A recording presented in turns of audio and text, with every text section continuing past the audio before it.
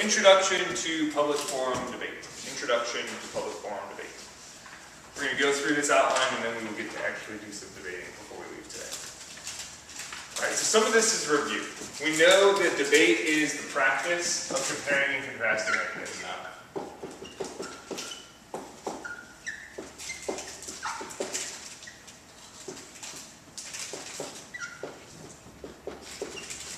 So comparing and contrasting ideas is what debate is about. And it's about the ideas. I think the important thing to remember is debate is not about the person you're debating against, it's about the ideas that they have.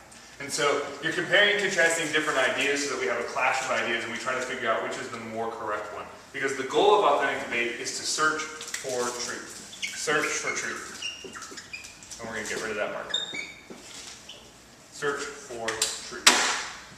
So, we're trying to find truth, and this is not like the absolute truth, what is always true, the universal truth. This is the best answer for this day, or this time, this round. So, if the question is, do we think that public schools reduce kids' creativity, if that's the resolution that we talk about, then you're not saying that for sure they always do or for sure they never do. What you're saying is that I've shown you, given what I've presented in this round, that yes they do or no they don't. So we're searching for truth. So we're comparing and contrasting ideas to try to find the truth. So that's what we're doing in any form of debate. So it doesn't matter whether we're doing public forum, Lincoln Douglas that we were doing last semester, or if we're doing policy debate or any other form of debate. All of them are trying to find the truth by comparing and contrasting ideas.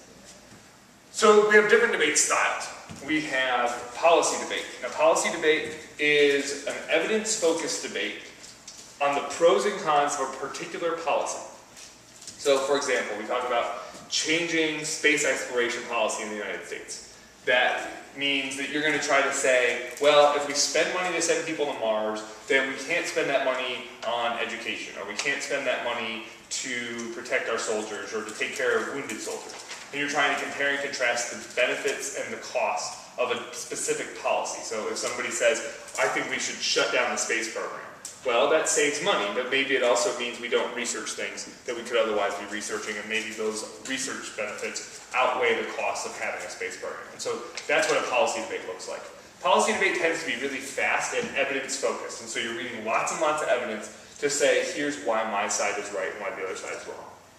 Then we have value debate. Now, value debate is a philosophy and value-focused debate on the pros and cons of a particular value or worldview.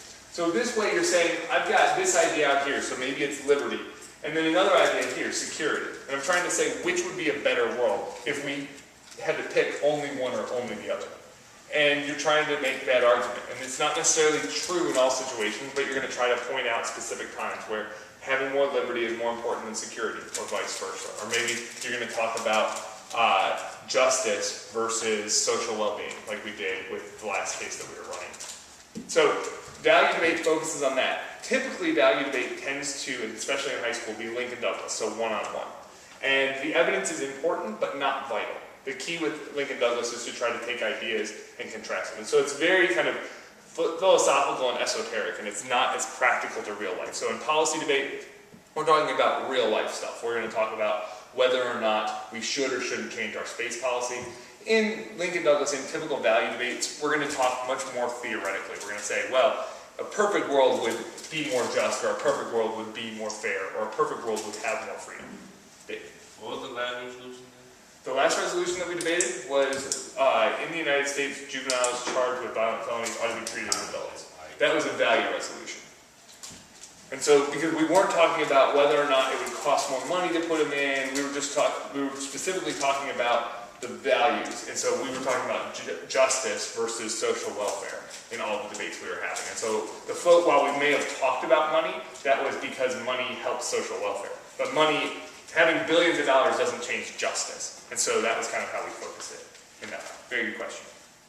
And the last type of debate that we have, or that we're going to talk about, is public forum. And that's what we're going to be spending the rest of the school year working on. We're going to talk about public forum debate. We're going to actually do some public forum debates with one another, and then we're going to put on a public forum showcase for the school, where we're going to have a chance for your classmates around the school to try to vote on which side of a resolution they think won that debate. And so public forum debate is a little different because it's communication focused. And it's a debate on the pros and cons of a particular position of fact or policy. But we don't know what it's always going to be. So sometimes it's going to be very fact-based. It's going to say that Iran is more dangerous than North Korea to the United States. Or it might be a little less fact-based and somewhat more policy, and they'll say that cyberbullying should be considered a crime. That's one of the resolutions that people debated this year. And so it could have some policy tinges or some fact tinges. Either way, the key is that it's communication focused. So one of the resolutions this year, the one that they were actually debating when we went to the last tournament, was that WikiLeaks threatens the United States national security. And so the arguments were whether or not that is a true statement. And the affirmative side had to say yes, and the negative side had to say no. So we know one thing about all debates. All debates focus on the resolution. All debates focus on the resolution. The resolution is the focus of every debate round. The resolution is going to tell us who debates what sides and what we're going to actually talk about in the round. And in public forum, the sides aren't called the same things that they're called in other types of debate. In most debate rounds, we have an affirmative and a negative. But in public forum, we don't have that. We have the pro and the con. But we can kind of take pro and con and transpose that right onto the knowledge we already have about affirmative and negative. Because affirmative is actually the pro. The pro argues in favor of the resolution. And what do we think the con does? The con is going to argue against the resolution. It's really basic. So you're either the pro or the con in the debate round. Affirmative or negative is the word that we're used to. It's pro and con in public forum debate. One other unique feature of public forum debate is that resolutions change monthly. So we have a new resolution every single month. And that gives us a chance to debate things and then to learn a little bit about the topic, but move on to something else. So it never really gets boring. We never get a chance to kind of get to a point where we've learned all we need to know about a topic and we just kind of keep repeating the same debates over and over and over again. So what questions do you have so far? All right, turn the page and let's do the second half and talk more specifically about public forum debate. So public forum debate is a team event. It's a team event. This means that you are not debating all by yourself. It means that you have someone to bounce ideas off of in the round, because it's a team of two. Everyone has different roles and gives different speeches, but a team will speak with one voice. What does this mean?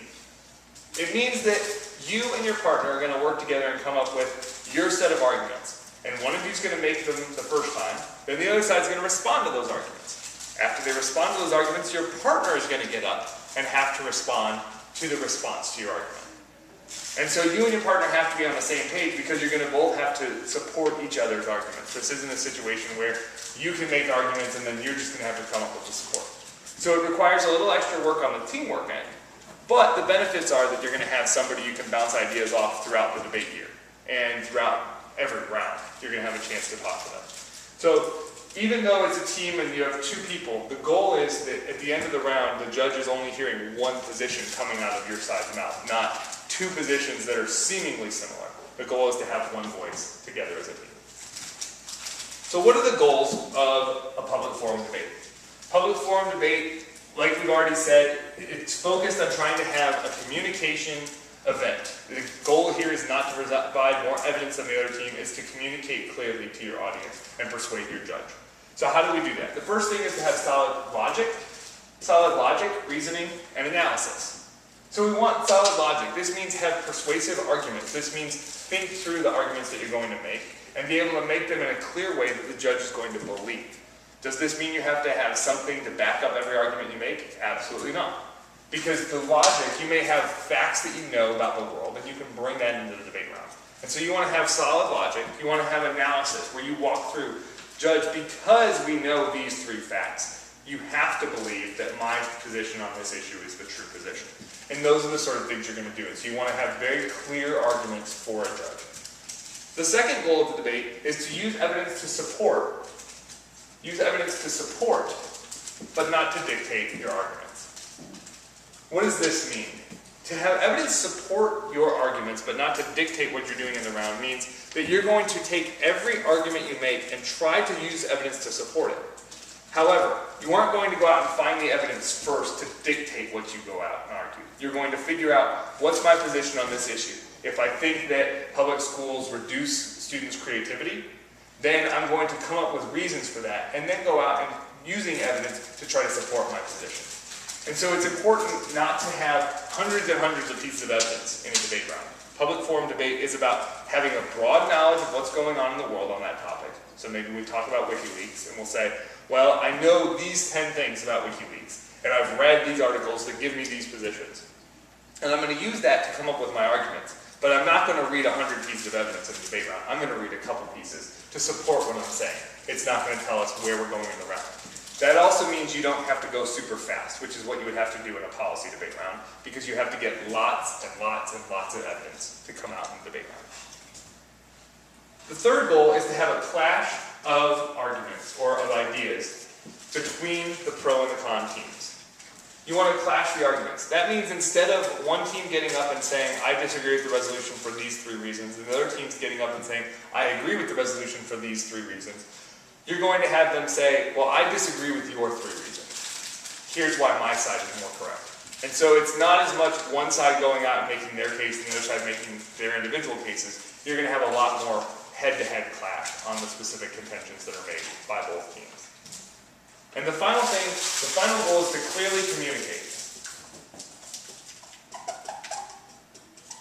Clearly communicate to any audience. This is a big key in public forum debate. Public forum debate is a communication event. The goal is to persuade anyone. That means if it's an 87-year-old grandma who comes in and watches, or if it's somebody who's been a national champion debater watching your round. Both of those people should be persuaded by your arguments. And so when we give our speech at the end of the year, and we give our actual public forum debate round to a group of students from Sci Academy, and we're going to have all of them vote at the end of the round, your goal is not just to persuade me as an experienced debate judge, or a couple teachers who have debate experience. Your goal is to persuade people with absolutely no knowledge on the topic, and absolutely no knowledge about how debate is supposed to look, that your position is correct. And so the goal here is to communicate, and this is really the focus. So even though logic and having evidence to support what you're doing and clashing arguments is important, the real goal is to communicate to your audience in a persuasive way so that anyone who's watching you debate is going to be persuaded that your position is the best position in that round. So those are kind of the 4 big goals of public forum debate. The last thing we're going to talk about is the unique features of public forum debate, just compared to other debate rounds that we've had, or other types of debate styles that we've had. The first is that there's a coin flip for sides. So in most debate rounds, you're either assigned a side before the round begins, or you go to the tournament and it's kind of a round robin. And so you know rounds 1 and 2 I'm going to be affirmative, rounds 3 and 4 I'm going to be negative. In public forum, you usually walk to your room not knowing whether you're going to be pro or con. And so this adds to some of the intrigue, because even when you win the coin toss, you don't know which side. You have to decide then which side is better. Do I think I'm stronger on con, or do I think I'm stronger on pro? And that's up to you and your partner to decide. One of the really unique things is there's a possibility you could go to a tournament and not debate one side the entire tournament. So that's kind of an interesting thing. Normally in debate tournaments you go and you kind of alternate back and forth. But in public forum, because we flip for sides, there's a chance you could never debate on the con or never debate on the pro at a tournament. Over a year of debating, you're obviously going to debate both sides, but maybe potentially if you only go to one tournament on a resolution, you're only going to debate one side. The second thing is that speeches are really short. Short speeches. Speeches in public forum debate are way shorter than any speeches that we've had to give before. The longest speech in a public forum debate round is 4 minutes long. And the shortest speech, depending on whether you're in NFL or NCFL, is going to be 1 or 2 minutes long. So this is really condensed round. The whole round only lasts 37 minutes, which is about 8 minutes less than a typical Lincoln Douglas round. So that's pretty significant when you have twice as many people in the debate round and you have 8 fewer minutes in the round. So there's a lot more little speeches, but every person is going to get to give 2 speeches. In our next lecture, we're going to talk through what the rounds actually look like, and so then you'll be able to know exactly what each speech's role is, what each person is going to do in those speeches. But for now, we can just remember it's short speeches, with the longest speech being 4 minutes, the shortest speech being between 1 and 2 minutes. and the whole round being only 37 minutes. And the last unique feature of public forum is called crossfire. So crossfire is public forum's version of cross-examination. In a normal cross-examination in Lincoln Douglas or in policy debate, we have one person get up and ask the other person questions. And after that person answers, the same person asks another question. And you go on and on. In public forum, one person stands up and asks the other team a question. Then, after giving the answer, the person who just answered the question gets to ask a question of the person who asked them a question. And so you don't get a chance to develop long strings of questions and say, well, do you agree with this? Yes. Do you agree with this? Yes. Do you agree with this? Yes. Well, then if you agree with this, this, and this, then obviously you agree with this. You can't do that in public forum. You have to make your questions very concise in more of a manner like you would in a political debate, where you're going to get to ask one question, and they're going to have to give an answer to that specific question. And so crossfire is a really unique feature.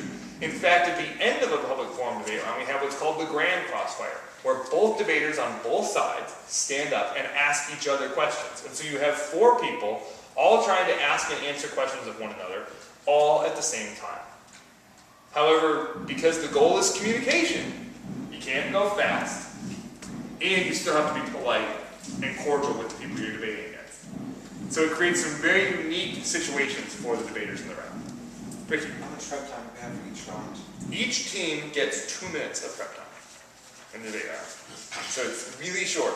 But because the speeches are so much shorter, there's not as much material that's going to come out in like a constructive speech. And so that makes it a little easier. So you don't need as much prep time to go through and think about what are the 12 ways I'm going to respond to this argument. You're going to kind of say they have 3 major arguments. I'm going to respond to this one this way, this one this way, this one this way.